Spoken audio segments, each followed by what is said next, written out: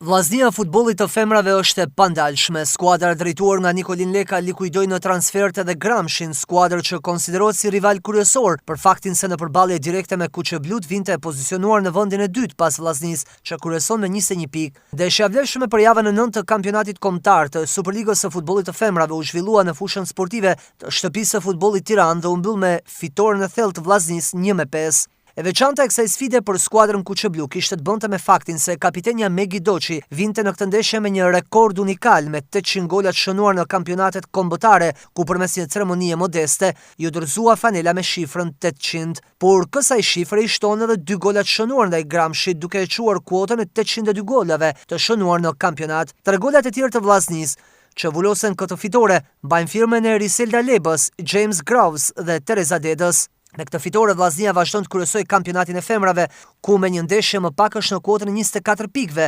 Në këtë mënyrë, duke qenë ndeshja e fundit e Superligës për 2025-ën, Vllaznia shpallet kampione dimri. Me këtë humbje të pësuar, Gramshi zbret në vendin e tretë, duke e lënë vendin e dytë Apolonisë me 19 pikë, që fitoi me Lushnjën 5-0.